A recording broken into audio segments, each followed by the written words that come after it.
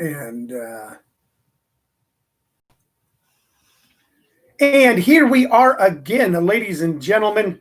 Welcome to Living on a Thin Line with Tony Vicich.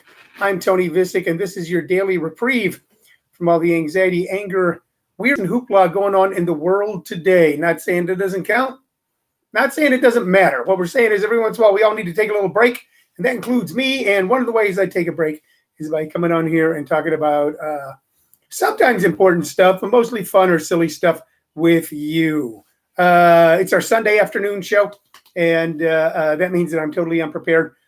Also, we veered out into the world today, Shirley and I, because we had to get a few things, and we went to Fry's Electronics and Lowe's, which is a home store, and bought equipment to improve the performances that we bring to you, and also some things, some home improvement stuff, so that we can make our space a little more comfortable and enjoyable for ourselves. But it was my first time venturing out of this little town I live in.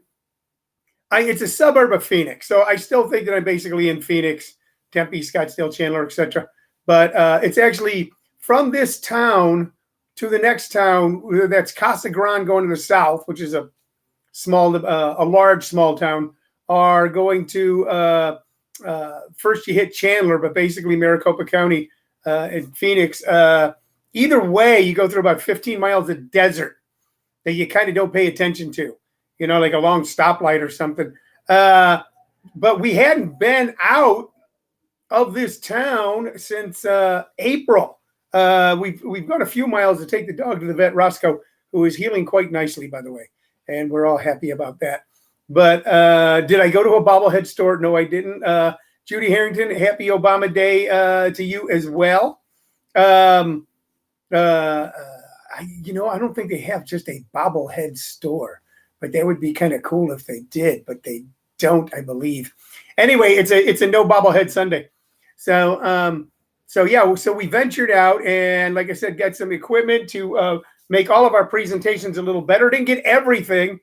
We went to Fry's Electronics. There was a time, if you went to Fry's, first we tried to go to Best Buy, but it's by appointment only. Just, okay. We were masked up. We were, all that good stuff. So then we took a drive over to Fry's Electronics. Now, let me tell you the difference between Best Buy and Fry's. Best Buy is for people like me who don't know what they're doing. And Fry's is not for people like me because I don't know what I'm doing. Fry's is where they got like serious shit, like people that build computers and stuff. But I oftentimes went there on a Saturday or Sunday, sometimes to see if they had a deal on TV or just to walk around or buy some minor piece of equipment over the last several years. When I was in Los Angeles, in Canoga Park, California, on Canoga Boulevard.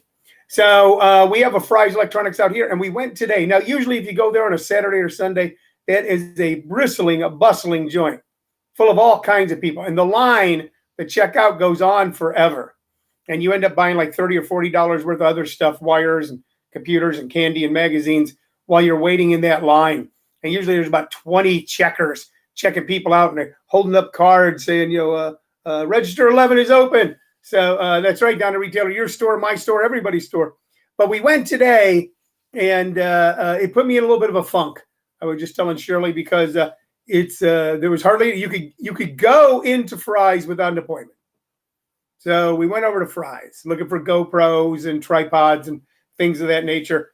But it was empty. A lot of the shelves were bare. People just wandering around. I was able to get some stuff they didn't have. And it really just kind of brought it. Yes, the one in Canoga Park is the one I used to go to. Oh, yeah, and that's what you're saying down there, that you go there too. Okay, yeah, that was my store for many years. So I know things will get better. I know they may get more difficult before they get better. But I've been able to be kind of in a bubble because I've built an entire world in business online since this all happened. And because we've been able to sustain ourselves here in our little town. We are going to take a trip to Los Angeles this summer, come hell or high water. So, but it was my first time. The last time I was in Chandler or Ahwatukee, these are all suburbs of Phoenix, but part of Greater Phoenix or Tempe. was go talk to my accountant way back in April. So it was excuse me. So it was a little bit of an eye opener. Okay, you know what? I got my sound on, so that's where you hear the little beeps and bops. But anyway, I was able to buy some cool stuff, and I got it, and I brought it home, and some of it's in the card, some of it's in the house, and the very fact that I could afford to buy equipment to upgrade our living experience and our business makes me feel good inside. So anyway, I just thought I'd share that with you guys. I'm excited about tonight. Tonight's definitely going to put me in a good mood. Tonight can put you in a good mood as well, because it's 7 p.m. Mountain Standard Time. We now have our regular Sunday night show. Tony Vicich presents Sunday Nights Funnier. Tonight's the Tony Vicich All-Stars, and that includes Kev the All-Star. Tony Vicich All-Stars with Kev the All-Star, a.k.a. Kevin Brown. Very funny man. Wonderful guy, too. Andrew Irwin doing his first Zoom show with us. Jim Perry and Paul Green. So if you're looking for something fun and funny, if you're in a little funk, or if you're bored, or you go, man, you know, I've already watched everything on television. Tonight, 7 o'clock Mountain Standard Time, check out our Zoom show. I think these Zoom shows are the wave of the future. And as the technology improves and the way to deliver them improves, they're going to get better and better, and they're going to be with us for a long time to come. I certainly hope so, because I love doing them. I love the fact that I can have comics all over the city, all over the country, all over the world, all together in one spot on Zoom and be presented to people everywhere. I just think that's fascinating to me. I don't think it's fascinating. I know it's fascinating to me, but I think it is fascinating. And it's a good show tonight. You can get tickets at comedyschools.com. Tickets are only $10. And when you buy a ticket, Tony Vicich Presents, you're buying three things: entertainment for you. We're paying the comics. So you're helping keep the economy going. And we donate money every week to right now the Maricopa Food Pantry here in our area. We were out there Saturday dropping off a little check to them. So you're helping feed people as well. So you're having fun and you're doing good things. And man, isn't that what it's all about? To be able to do something good and productive and have fun doing it. And you'll be able to do that tonight. Okie dokie. Those of you that watch the show know it's built around three things. It's on three platforms. It's built around three things. The three platforms are ComedySchoolsRadioNetwork.com, where if you just want to listen, you can. It's our internet-based radio station. YouTube on the Comedy Schools channel. And, of course, here on Facebook Live. Here on Facebook Live. So it's on three platforms, and it's based on three things. This is a double tripod show. And it is based on interaction with you guys when you leave questions and comments on Facebook Live or YouTube or on ComedySchoolsRadioNetwork.com. It's based on me showing you some silly knickknack or memorabilia or antique or autograph that I have laying around here in the home office. We make everything old, new again. And I recommend two pieces of music or two artists based on my vast vinyl album collection. And, you know, we've been doing this now going on 90 days. Do we know how many days? 85. How many? 85. 85 days. 2 albums a day. Okay, for 85 days. That's 170 albums that we've shared with you. And we're far from done. And by the way, once we make it through all the albums, man, I got a CD collection that will rock your world as we talk about great music from our past, from before our time, from today, and some of the artists of the future. Today, one group that is no longer working, but one guy who definitely is, but great pieces of Americana, of the American Songbook. So, real quick, if you're not doing anything Tuesday night, excuse me, 6 p.m. Mountain Standard Time, I'm doing a free intro to my comedy workshops. So a lot of you're sitting there and you're going, I'm not interested in a comedy workshop, but I'd like to know what Tony does besides talk to us every day at 2. Go to comedyschools.com.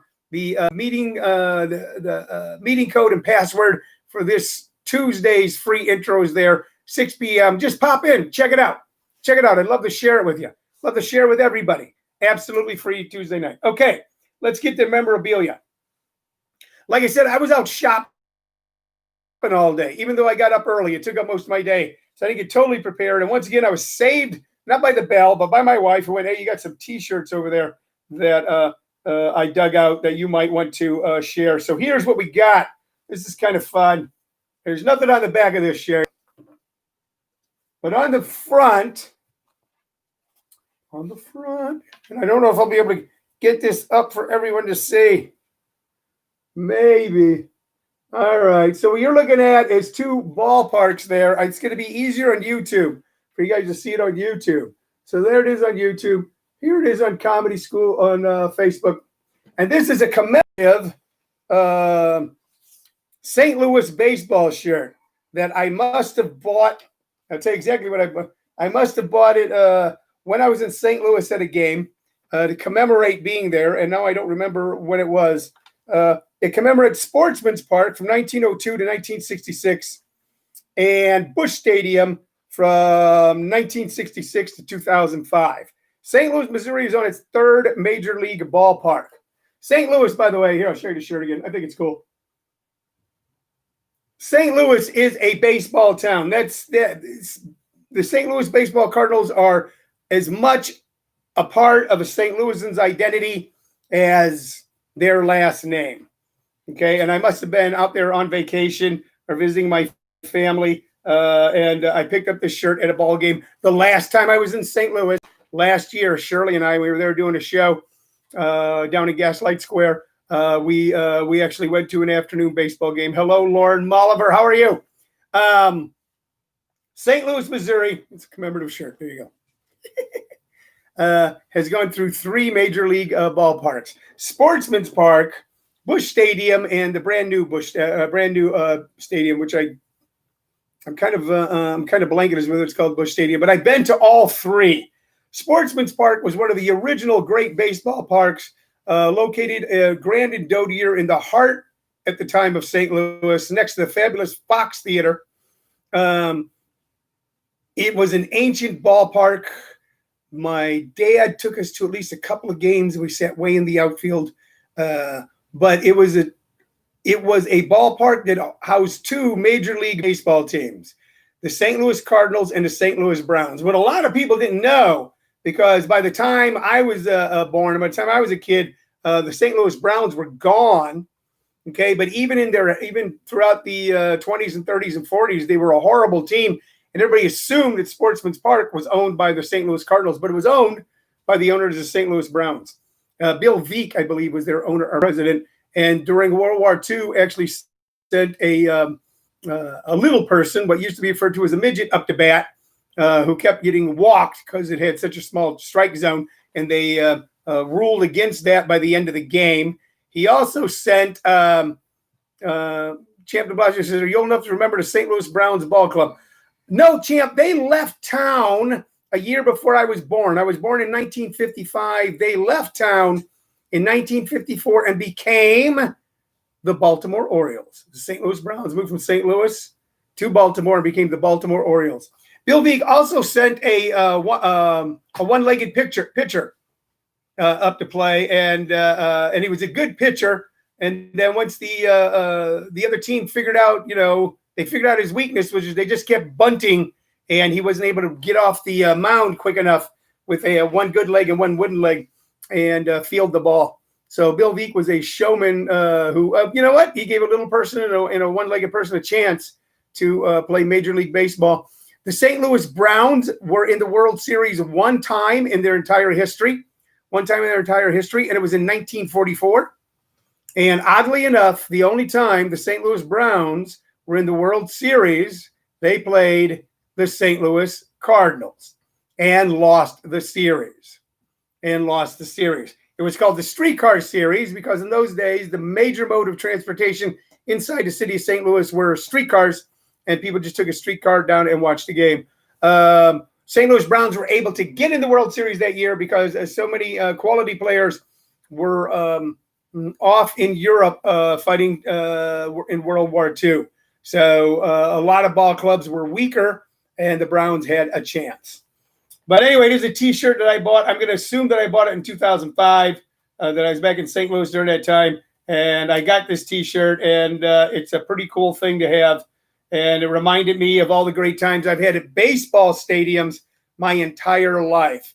from Sportsman's Park to Busch Stadium to the new Busch Stadium in St. Louis to the old Cleveland Indians stadium in Cleveland, Ohio, to Arrowhead in Kansas City, to Giant Stadium in San Francisco, to the old Seattle ballpark that was down near Pioneer Square in Seattle, to watch the Twins in the Metrodome, and on and on. Throughout my life, I've been traveling the United States. One of the things I always got to do was, as a stand-up comic, was catch day games in a lot of places.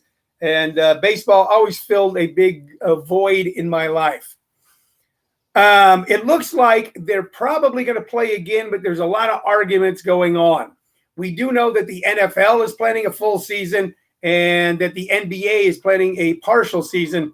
There is, let's see, Lauren Oliver says, I was at the last game ever played at Forbes Field in the first and last games ever played in Three Rivers Stadium. That's pretty cool. That's pretty darn cool, Lauren. If any of the rest of you have some baseball stories you want to share here, I would be more than happy to hear them. I'm looking forward to baseball being played again. I don't know. No one knows what the future holds. We're all living a day at a time. We're all doing the best we can each and every day. I think both sides in MLB, the players union and the owners, are working towards having something that we can share. Donna Reed Taylor says, I used to work for Del Webb, who owned the New York Yankees. Casey Stengel used to call Mr. Webb, and it was hilarious. I remember Dodger Stadium being built in L.A. It was very controversial at the time. Indeed, it was, Donna. When Dodger Stadium was built, and it still is in an area called Chavez Ravine. Chavez Ravine was a thriving neighborhood, a wonderful neighborhood. The story is that Walter O'Malley and the mayor took a helicopter up over L.A., and the mayor's going, tell me where, the mayor of Los Angeles at the time, I believe it was Sam Yorty, I could be wrong, said, tell me where you would like to have a stadium built, and we'll build it for you. And as they were flying around, O'Malley pointed down where Chavez Ravine was, and goes, that looks like a good spot right there. It was a thriving Latino community, by the way.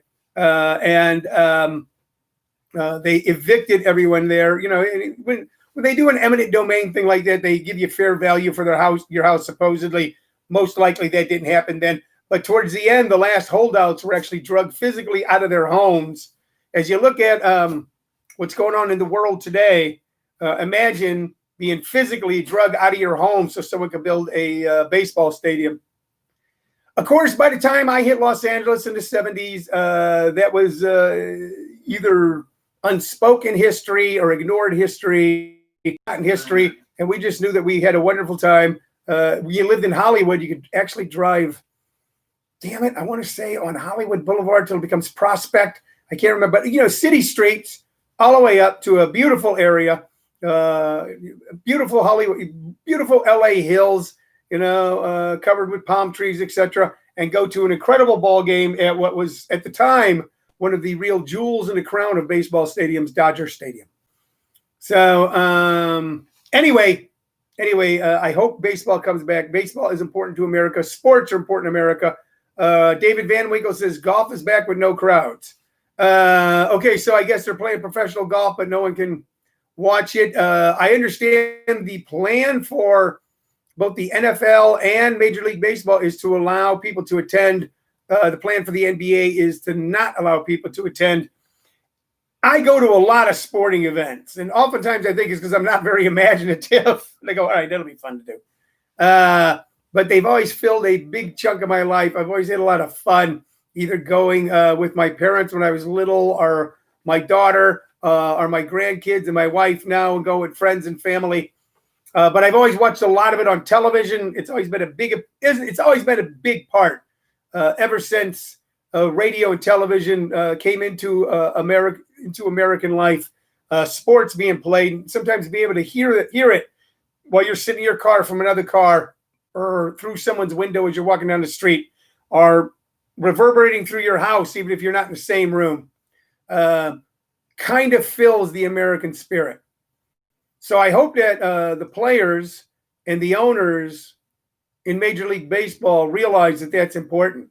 In the NBA, I believe Kyrie Irving is saying that he doesn't know if they should play because it might be taken away from some of the important movements going on today. But I don't know what someone who is as gifted as LeBron James or Kawhi Leonard or James Harden or Chris Paul, I don't know what more they could do to uplift and elevate anyone they wish to and everyone in general than by giving us back the gift of sports. And I hope to get all that worked out. Okie doke. Okie dokie. Let's talk about the music. Okay, I've got two, and these won't be anything where you go, oh, I've never heard of them before. Because sometimes I do that. Sometimes I pick something really obscure or pick something really offbeat. But today, I've got two things here. First thing is kind of cool to show you because you won't maybe be able to tell right away just by looking. It just looks like a bunch of people from the 1800s. And that's how these guys always kind of looked. And that was part of their appeal, that they had this look, and not only the sound that seemed to come from a different time and place. So that was like a sleeve that goes over the album. I'm looking to see if there's anything else inside this sleeve I could share with you. Some of you already know who it is. It's just a double sleeve. That's weird. All right. Okay, but here's the album itself. And unless you're deep in the paint with these guys, this back won't help you.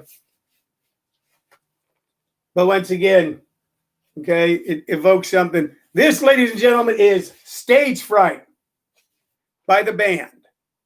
Stage Fright by the band. I think we've talked about the band on this show before. Richard Manuel, Robbie Robertson, Rick Danko, Lee Van Helm, and Garth Hudson. An incredible group of men who, yes, the 70s, the 60s, the 70s, yeah.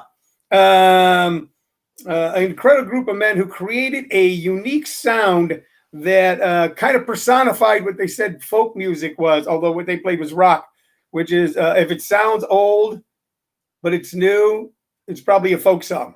That was kind of the motto of the folkies in the early mid-60s in Greenwich Village and the East Village. So this was an incredible album, and it had the song Strawberry Wine, Sleeping, Time to Kill, Just Another Whistle Stop, and All LA Glory. That was side one. Side two was where the stunning work was done. And it is The Shape I'm In, the W.S. Walcott Medicine Show, Daniel and the Sacred Heart, Stage Fright, and The Rumor. And Stage Fright is one of the great songs of all times. It is one of the most honest songs about performers and a particular performer than you'll ever hear. This song, wow. The engineer on this was Todd Rundgren. I think that's kind of cool. Stage Fright. See the man with the stage fright, just up there giving it all his might. It was one of the best explanations of what a performer goes through before they hit the stage. See the man with the stage fright up there giving it all his might. Okay, and when it's over, he wants to start all over again. They wrote that song about Bob Dylan. And when you understand that Bob Dylan suffered from, and probably still does, some sort of stunning stage fright, it explains a lot of his mysterious behavior. And just a word about stage fright. I have performed as a stand-up comic since 1986. All the way up till now. Yes, primarily now I produce and promote shows and teach people how to do it, but I also perform on those shows. And I go through a little bit of anxiety and a minor bit of depression before every show, whether it's going to be in front of 5 people, 50 people, 500 people, 5,000 people. I can't go much higher than that. I think that's the biggest crowd I ever worked in front of. Whether it's on television, whether it's on radio, whether it's on Facebook Live, I go through just a little bit of a funk, but as soon as it's over, I start planning the next show. And no song better personifies what a performer goes through than Stage Fright by the band. I urge you, and the work on it, like I said, that spooky organ music, the calliopes, the sound, it sounded like it came from some other world or another past, is what made the band so incredibly unique. They had been Bob Dylan's backup band for a long time, and then eventually worked on their own. I had the good fortune to see the band twice, in 1974 when they were backing up Bob Dylan. And again, a couple years later at a rock festival where I was so fucked up, I don't remember a single thing about it. Donna Reed Taylor says, tossed together groups of people who were all stars within other groups. The band was one of the first ones doing this. Yes, they were. Yes, and it is a great album, and I agree. And I'm glad that I'm glad you agree. And I urge everyone to, if you haven't listened to them for a while, go back and listen to them again. It'll do your heart good. And if you don't know who they are, YouTube Stage Fright. You'll absolutely love it. This next guy, you know what? I'm going to go with this album. Same guy, 2 albums, and you all know who he is. But once again, speaking about Americana, people who somehow were able to distill the American experience, and not the American experience in general, but almost like either a fictitious person or a person and what they were going through inside, and share it with us in their songs in a way that connected directly to our heart or mind or spirit or soul. That's what the band did. Okay, and just a couple of years after them, this guy hit the scene and kind of changed everything. And it's kind of hard to believe that he looked like that and he was that young. But yes, that is Bruce Springsteen. And this is Darkness on the Edge of Town. And it contains the hits Badlands, Adam Raised the Cane, Something Tonight, Candy's Room, Race in the Street, Factory, Streets of Fire, and of course, Promised Land, Prove It All Night, and Darkness at the Edge of Town. This was an album that spoke to everyone in their 20s, 30s, maybe teens when it came out, because that which we could not quite articulate ourselves about what we were going through as America. America is constantly changing. It's changing now. America's ability to constantly change and still be America may be our greatest gift. But it was going through a change and we didn't recognize, because for a long time, so many of us who came of age in the 70s kind of assumed that we were going to be following in our father's footsteps, but at the same time didn't want to follow in our father's footsteps. The frightening part was not that we might have to end up working in a factory like our dad did. That wasn't the frightening part. That was the angry part. Man, I don't want to end up working in that factory the rest of my life. The frightening part was the factories began to go away. So even the worst fallback plan had disappeared. And we had to reinvent ourselves and what we did all over again.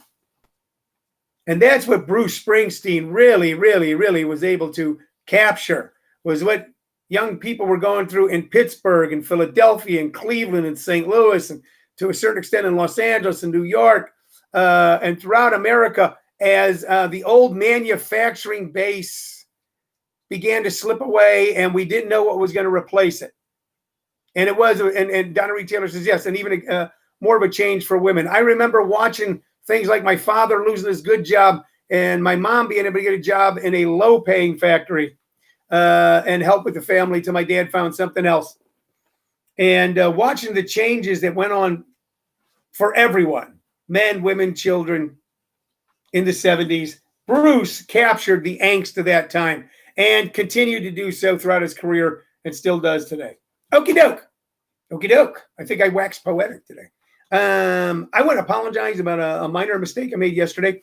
I had said that I was referencing Ice-T, and I said that he had done the song Fuck the Police, but he had not. It was Ice Cube, and I want to apologize to Ice-T and Ice Cube, and also Vanilla Ice, and anybody who was ever in an Ice Bucket Challenge, or anybody who likes to chew ice. It was an ice confusion. Hey, I'm going to be back tonight, 7 o'clock. Now you have to pay a ticket for that, $10. Okay, go to comedyschools.com and click on that show. Me and a bunch of very funny people tonight. And if you can't do that, or you won't do that, that's fine. I get it. I'll be back with you tomorrow at 2 p.m. here on Facebook Live, YouTube, and ComedySchoolsRadioNetwork.com with Living on a Thin Line. We're going to see you guys tomorrow. Bye-bye. Bye-bye, YouTubers.